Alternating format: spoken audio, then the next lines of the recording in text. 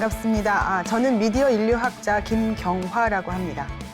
인류학이라는 게 동시대, 우리 같은 시대를 사는 인간의 문화와 삶, 이런 거를 탐구하는 학문이라고 볼 수 있는데, 저 같은 경우에는 미디어라는 렌즈를 통해서 우리 삶을, 우리의 문화를 탐구하는 그런 학문을 하고 있습니다.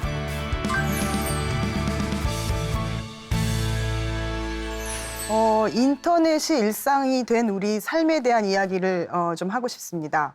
인터넷이라는 미디어가 우리의 일상에 어떤 영향을 미치고 있는가, 그거를 잘 알고 성찰하는 것이 저는 중요하다고 생각하고요. 그런 것이야말로 디지털 시대를 살기 위한 리터러시라고도 생각합니다.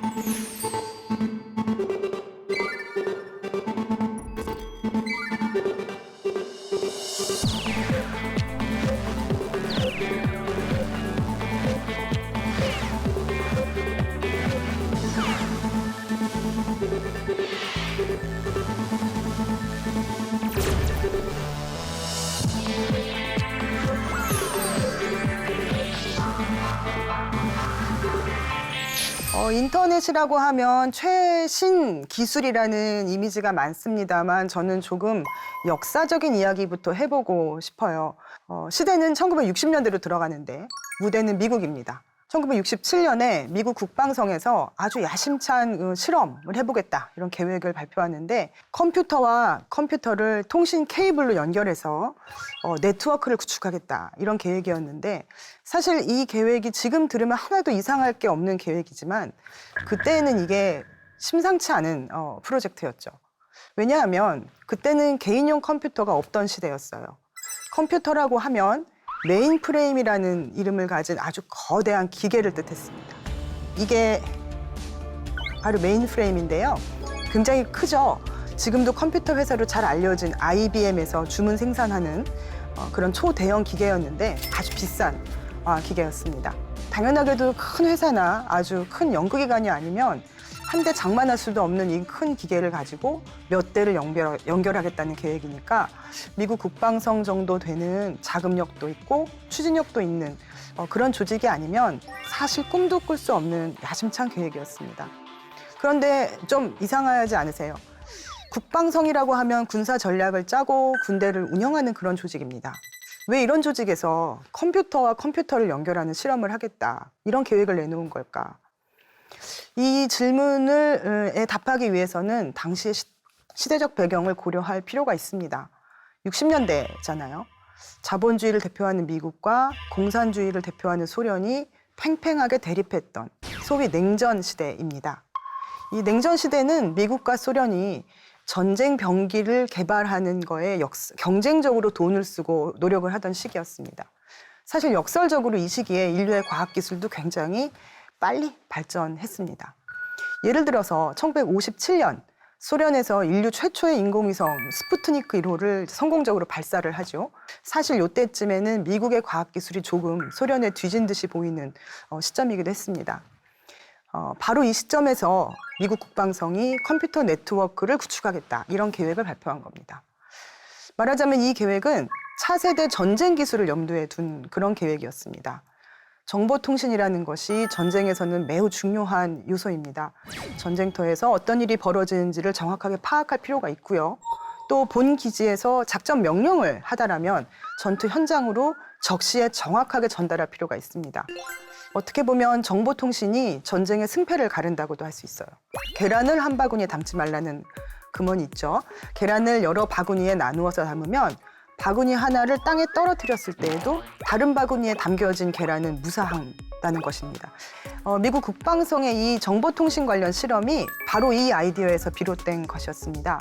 정보를 하나로 운반하는 것이 아니라 조각조각 나누어서 운반을 한다는 계획이에요. 조금 더 방법론을 말씀드리자면 정보를 작은 꾸러미, 전문 용어로 패킷이라고 부르는데 이 패킷으로 조각을 내어서 통신망에 흘려보내는 겁니다. 그러면 통신망 여기저기 정보의 조각들이 돌아다니고 있는 상황이 만들어지겠죠.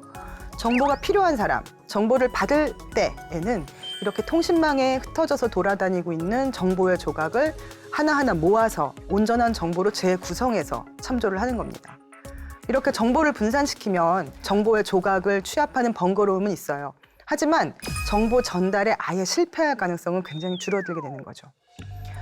예를 들어서 전쟁이 났다고 하고 이때 어떤 폭격 때문에 통신 회로의 일부가 파괴되었다고 하면 통신망 곳곳에 흩어져 있는 정보의 조각을 언제든 다시 모을 수 있으니까 정보를 송두리째 잃는 일은 생기지 않는 거죠. 바로 이것이 인터넷 통신의 근간 원리라고 할 수 있는 분산형 통신 모델입니다. 그런데 그 시대의 전문가들은 이 계획에 대해서 사실 굉장히 부정적인 의견을 표명했다고 합니다. 정보통신 분야에서 세계에서 가장 앞선 기술을 갖고 있는 회사 중에 하나가 미국의 AT&T라는 통신기업입니다. AT&T에 따르면 이 계획은 통신망에 대한 기초지식조차 없는 발상이라는 것이었죠. 굉장한 혹평이었습니다. 결국 AT&T를 비롯한 미국의 통신기업들은 국방성의 이 실험에는 협조하지 않겠다는 의사를 밝힙니다. 하지만 통신기업과는 달리 대학이나 연구소에서는 굉장히 흥미를 보였어요. 1960년대 후반 캘리포니아 주립대학, 스탠퍼드 대학 등 미국에 흩어져 있는 4개의 연구 조직이 각각 가지고 있던 메인프레임을 통신망으로 연결하는 실험을 수행합니다. 그리고 그 실험이 성공적으로 이루어지죠. 이 네트워크에 대해서는 1969년에 아르파넷이라는 이름이 붙습니다. 왜 아르파넷이냐 하면 미국 국방성 고등연구계획국을 영어로 아르파라고 쓰는데요. 그 아르파에서 주도하는 네트워크라는 의미에서 아르파넷이라는 이름이 붙은 것이죠. 그런데 이렇게 컴퓨터 네트워크가 일단 시작되고 가동이 되니까 의외로 순조롭게 덩치가 커져갑니다.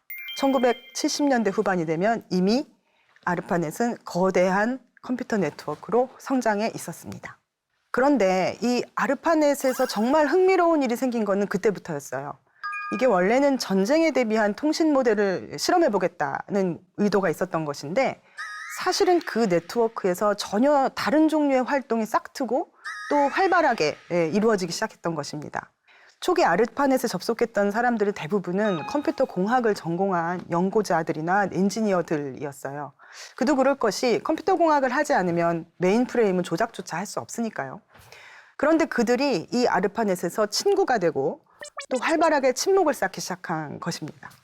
사실 이 사람들은 바깥 세상에서는 약간 괴짜라는 취급을 받기 쉬운 전문성이 굉장히 강한 분야에 종사하는 사람들이었기 때문에 친구를 만들기가 쉽지 않았는데 아르파넷에만 가면 동일한 취미, 동일한 관심을 가진 사람들이 바글바글했죠.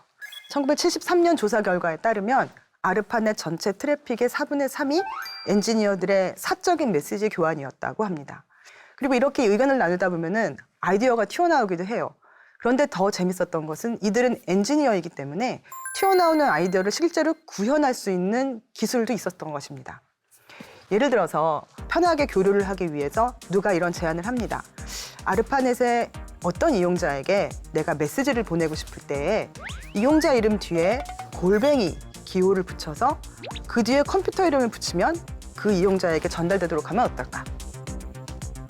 이 기호 형식이 전 세계 이메일 이용자가 즐겨 사용하고 있는 바로 그 이메일의 형식입니다. 이 골뱅이 기호를 즐겨 쓰는 이용자가 많아졌고 결국 그 기호가 아르파넷에서는 실질적인 표준으로 자리를 잡습니다. 컴퓨터 엔지니어에게 아르파넷은 마치 개척을 기다리고 있는 황무지 같은 느낌이었던 것 같습니다. 누구라도 평등하게 자기 의견을 낼 수 있고 다른 사람과 의견을 교환할 수도 있고 결론이 없는 논쟁이 끝없이 이루어지기도 했지만 그 과정에서 어떤 성과가 나오기도 하고요. 사실 이런 치열한 토론 속에서 이메일 또 FTP라고 해서 파일 전송 기준이라고 하는 인터넷 통신의 아주 기본적인 프로토콜이 전부 다 만들어집니다. 1980년대 이후의 상황을 생각해 보면 이제는 개인이 컴퓨터를 갖는 시대가 되었습니다. PC라고 저희가 부르는 개인용 기계가 등장했죠. 컴퓨터 주요 부품 가격이 점점 값싸졌기 때문에 미국 이외의 지역에서도 PC라는 것은 굉장히 순조롭게 보급이 되어 갑니다. 1990년 미국 국방성은 분산형 통신 모델에 대한 실험은 끝났다라고 선언을 하고요. 아르파넷은 사실상 공식적으로 종료가 됩니다. 하지만 그때 만들어졌던 컴퓨터 네트워크는 계속 굴러갔고 어떻게 보면은 그때부터가 컴퓨터 네트워크의 진실한 성장이 시작된 것 같습니다. 인터넷은 아르파넷을 선두로 세계 여기저기에서 싹트고 서로 합체하고 저절로 진화해온 기묘한 존재입니다. 단일한 주체나 기업이 만든 기술이 아니고요. 수많은 엔지니어, 연구자, 초기에 알파넷에 접속했던 접속자들의 일상적인 실천이 모여서 역사가 된 것입니다. 굳이 말하자면 인터넷의 탄생은 우연한 해프닝이었어요. 계획된 것이 아니었습니다. 지금도 중심 관리자가 없는 독특한 구조로 인터넷은 운영되고 있습니다. 누구나 그곳에 참여할 수 있고 누구나 그곳에서 정보를 공유할 수 있습니다. 이것이 바로 인터넷의 개방성이라고 할 수 있죠. 인터넷은 개방성과 자발성, 네트워크의 역동성에 관련한 사상이라고 할 수 있습니다. 과거에 아르파넷의 엔지니어들이 자발적으로 토론하고 정보를 공유하면서 컴퓨터 네트워크의 기본 규약을 만들었습니다. 지금도 수많은 주체들이 인터넷에서 자발적으로 정보를 공개하고 토론하고 또 실천을 하고 있습니다. 기업이 홈페이지를 만듭니다. 자영업자가 스마트 스토어에서 물건을 팝니다. 개인이 소셜미디어에 자기 사진을 올립니다. 이런 여러 가지 일들의 동기는 다 다를 거예요. 하지만 이들이 왜 이런 일을 하는가? 인터넷에 공유하고 참여함으로써 무엇인가 자기가 원하는 것을 실천할 수 있고 실현할 수 있을 거라는 믿음이 있는 거죠. 그런 점에서 저는 인터넷의 실질적인 기반은 네트워크의 개방성, 자발성을 스스로 믿고 지금도 실천하고 있는 사람들의 생각, 말하자면 사상이라고도 할 수 있을 것 같습니다. 오늘의 한 줄 리뷰는 인터넷은 기술일 뿐 아니라 사상이다로 하겠습니다.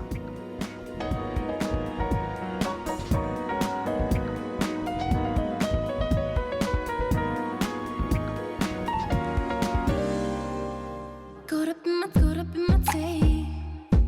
Caught up in my tape. Don't care what you said on me, I'ma bite your feelings out. I miss you in the basement. But your brother was a good substitute.